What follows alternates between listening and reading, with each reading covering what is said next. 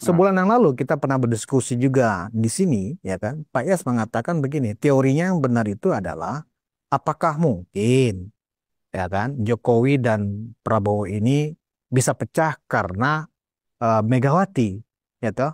Nah, menurut Pak Iyas, kalau dikaitkan dengan teori itu, ya kan, bagaimana sikap Prabowo saat ini ketika battle ini, pertempuran ini, ya kan, medan pertempuran ini sudah terbuka nih secara gamblang, ya kan, dari sikap Pak Jokowi.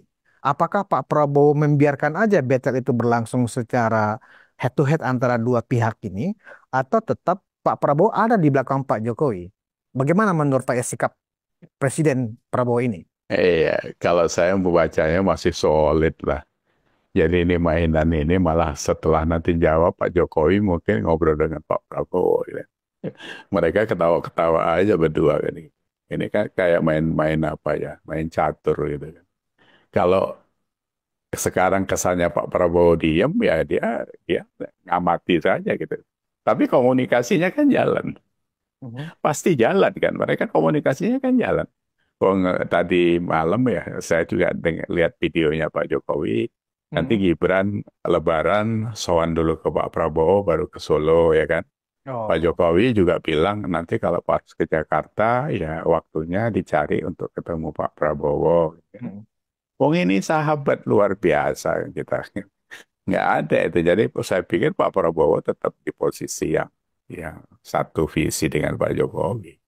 Yang seperti saya katakan itu Mas Budius bahwa sangat apa ya ya rugi banget kalau Pak Jokowi sama Pak Prabowo bisa dipecah sama Bu Megawati. Value-nya nggak ada bos, ya kan? Value yang dua ini kan begitu kuat di pasar. Kalau kita bicara pasar ya, penerimaan masyarakat dan sebagainya. Sementara value yang satu itu sekarang sedang jelek-jeleknya. Nah, kalau Pak Prabowo gambling mengambil itu untuk menggantikan ini, apa dasarnya? Apa relevansinya? Apa urgensinya kan gitu? Nggak ada dari sudut manapun tidak bisa diterima gitu, secara teori atau apalah ya. Saya Ya kan? mendengarnya begini Pak Iyas, dalam rangka Gimana? Idul Fitri juga, ya kan, Ah, ah, open house ya, biasanya kan Presiden itu juga menerima para tokoh, oh, termasuk masyarakat. Yang saya dengar nih, ah, eh, ya anggap aja rumors ya, bahwa justru Ibu Mega rencananya akan datang berlebaran ke rumah Pak Prabowo, dan di situ mungkin ada pembicaraan. Nah, tentu Pak Prabowo nggak mungkin menolak kedatangan itu, apalagi itu Lebaran, kan gitu ya Pak ya. oh Nah, iya. apakah ini dianggap sebagai bagian dari manuver yang akan dilakukan PDIP untuk mencoba merangkul Prabowo?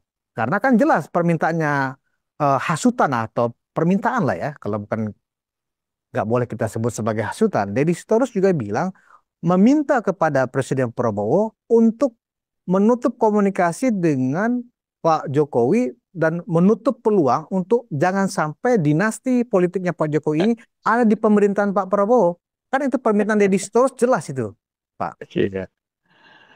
Eh, jadi gini ya, mereka kan dari kemarin-kemarin sudah bicara dinasti segala macam. Sekarang yang bangun dinasti itu siapa? Ya kan? Memang Bu Megawati nggak bangun dinasti dengan cara-cara yang quote and quote sebenarnya kotor juga membangun itu gitu. Mm-mm. Nah, kalau kalau dikaitkan dengan oh nanti open house Bu Megawati ke Kertanegara umpamanya atau kemana lah gitu Atau ketemu ke Pak Hambalang Prabowo misalnya ya atau kan. ke Hambalang, ya sah-sah saja wong itu Lebaran gitu. Tapi dalam konteks yang seperti ini kan tidak bisa semuanya 100% dikaitkan dengan kepentingan politik, Mm-mm. ya kan? Pembicaraan mungkin bisa saja itu. Oh, dari kemarin kan sudah ada minyak urut segala macam waktu ulang tahun. Kan nggak bisa ketemu kan gitu ya. Ini diusahakan mungkin untuk ketemu. Sebenarnya kan gertakan-gertakan itu childish banget gitu. Ya kan, Hmm. kalau menurut saya retreat kemarin itu ya tindakan konyol dan memalukan menurut saya. Hmm. Urusan negara yang diprogram untuk kepala daerah kok bisa nyetop kepala daerahnya sendiri untuk tidak ikut, itu kan sebuah apa ya, tapi itu kan coba-coba. Nah, gayanya ini sebenarnya penyerangan-penyerangan seperti ini Yang saya lihat itu tidak pernah dianalisa. Ini efektif atau tidak, gitu. Lo mau ngerudal atau pakai perang gerilya itu kan harus ada yang analisa. Apalagi ini perpolitikannya seperti itu. Yang dihadapi itu ada Pak Jokowi, itu masalahnya, Bos. Hmm. Kalau Pak Jokowi itu sudah tidak bekerja, auranya, itu lain cerita. Pak Prabowo bisa saja di apa, dibuat sebuah tekanan atau rayuan. Nah, sekarang masalahnya Pak Jokowi itu punya kontribusi besar terhadap apa yang dilakukan Pak Prabowo, apa yang terjadi pada diri Pak Prabowo, ya kan? Proses-proses Gibran ada di situ itu kan bukan proses yang mudah juga kemarin itu. Jadi saya tidak melihat potensi itu untuk bisa merubah hubungan Pak Prabowo dengan Pak Jokowi. Karena ini masih dibutuhkan sampai 2029. Jadi kalau Pak Prabowo masih kuat, saya pikir juga tidak Gibran tidak juga nafsu untuk menjadi presiden. Saya yakin kalau itu tidak Kalau mungkin. toh pertemuan Lebaran itu dianggap sebagai Ah, bagian dari untuk melakukan bargaining dengan Prabowo, artinya dari sisi untung ruginya apa yang diajukan oleh Bu Mega nanti semisal mama pertemuan itu ada, rasanya Prabowo berpikir nggak hanya sekali atau dua kali, mungkin lebih dari 10 kali ya untuk menerima ya kan ajakan dari Bu Mega untuk berkoalisi atau ikut berkoalisi untuk kemudian menutup dinasti politiknya Pak Jokowi di pemerintahan. itu tadi yang saya sampaikan Mas Budi, urgensinya apa gitu. Kalau melepas, Urgensinya untuk membebaskan Hasto, Pak Yes, iya, untuk tapi mau Kongres April itu ini ya kan? itu kan urgensinya PDIP. Oh, oke. Nah, urgensinya Pak Prabowo apa? Wong Oh. sekarang Gerindra juga di atas angin. Apalagi ada Pak Jokowi, ada Gibran, ada siapa itu. Nggak ada, koalisi merah putih kan kuat, solid. Hmm.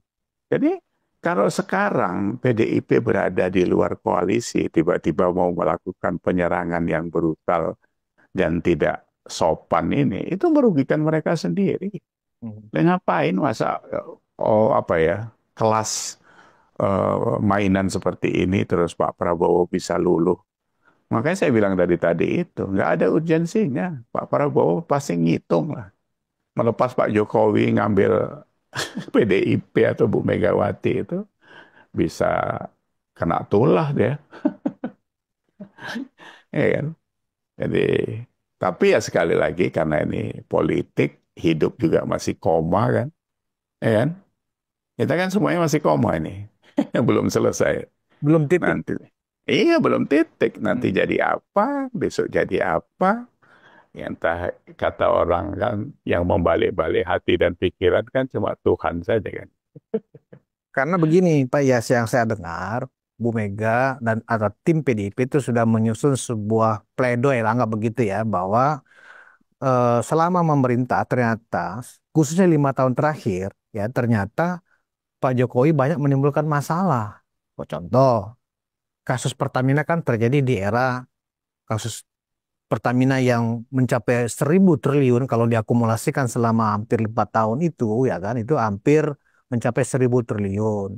Kemudian misalnya BUMN karya yang semuanya sekarang lagi apa bermasalah itu kan juga karena dipaksa melakukan tugas penugasan untuk membangun banyak infrastruktur ya kan dan kemudian ternyata subkontraktor yang ditugaskan itu ternyata banyak menjual subkonnya ke yang lain sehingga negara juga dirugikan. Nah, sehingga eh, ingin dikesankan kepada presiden bahwa nggak ada lagi urgensinya juga untuk Presiden Prabowo terus melanggengkan koalisinya dengan Pak Jokowi begitu kira-kira. Nah, kira-kira kalau amunisinya seperti itu yang disampaikan oleh PDIP kepada Presiden Prabowo, kemakan nggak sih sama Pak Prabowo melakukan Gini, seperti itu? gini Mas Budi, semua proses tidak ada yang namanya sempurna. Ya. Makanya kenapa di pemerintahan Pak Jokowi yang dipegang itu 5-6 menteri saja untuk nge-push target pembangunan kan gitu kan. Karena nggak semua 34 kementerian diberesin satu-satu. Nah, kalau kita ngomong Pertamina, ya, 5 tahun terakhir ada Ahok juga sebagai komisaris utama di sana. Komisaris utama itu kan sakti sebenarnya. Yang dibilang Hotman Paris itu kan. Jadi jangan sekarang teriak-teriak seolah-olah dia punya. Kemarin itu katanya punya data segala macam. Begitu datang malah dia yang kaget datanya Kejaksaan Agung lebih detail daripada dia. Ini kan omon-omon lagi. Terus apa lagi? BUMN. Saya tahu memang seret bayarnya itu kawan saya di Medan ada yang sampai meninggal nggak dibayar. Mhm. Ya. Tapi itu kan proses yang dilakukan berlapis-lapis sebenarnya gitu. Jadi kementerian-kementerian itu kan sebenarnya mereka bertanggung jawab. Ya bukan kita menyalahkan Erick Thohir karena pemainan di bawah ini kan licinnya setengah mampus juga. Tidak bisa dikontrol. Lapisan layernya dari mulai Erick Thohir ke bawahnya layernya begitu luar biasanya. Nah, sekarang yang perlu kita harus terima itu adalah bagaimana dari hasil pembangunan itu, ya kan? Jalan tol dan sebagainya, WOS dan sebagainya itu. Kalau kurang lebihnya sudah pasti ada. Orang yang tidak terbayar itu seberapa besar. Kalau itu menyangkut dengan BUMN, saya pikir kan diselesaikan sama negara. Tinggal nanti bebannya ada di mana. Karena tahun ini katanya bayar cicilan hutang 400 triliun, 600 triliun. Saya dengar yang seperti itu. Jadi yang harus dilihat itu gini, Mas Budius. Seperti yang kita katakan, tidak ada kesempurnaan Tidak ada bagi seorang, kesempurnaan. nggak ada bagi seorang Jokowi sekalipun. Nobody Tapi, perfect ya Pak. iya nggak ada nobody perfect. Tapi dari sejak zaman Bu Megawati lah ya, terus sampai SBY dan sampai sekarang, kita harus fair juga. Kalau kita benchmark, kita ukur parameternya, sukses indikatornya. Nah, yang leading itu siapa? Iya, dengan segala macam kekurangannya lah gitu ya. Saya sih dukung Pak Jokowi, mendukung Pak Prabowo. Saya juga nggak mau jadi pendukung gelap mata saja gitu atau apa buta hati ya. Kalau yang perlu dikoreksi kita koreksi kan gitu. Pak Jokowi ya saya koreksinya karena menurut kita ya karena dia terlalu diam terus dibiarkan dan cuma kalau dia kemarin frontal dengan para koruptor, frontal dengan segala macam dia ngikutin sana sini itu juga mungkin bisa menghambat target-target kerjanya dia kan. Kan seperti itu. Ya. Seperti apalah ya, kontraktor cawe-cawe dan sebagainya. Ya, nanti begitu masuk ke dalamnya, nanti ada lagi isu. Seolah-olah ini ada barang titipan lagi dari presiden, kayak gitu kan. Gampang banget dijual itu namanya dia. Hmm. Wong saya aja kenal beberapa kawannya Pak Jokowi juga. Ya tetap aja menjual-jual Pak Jokowi, tapi kan saya tahu kualitasnya kan. Itu. Jadi seperti itu.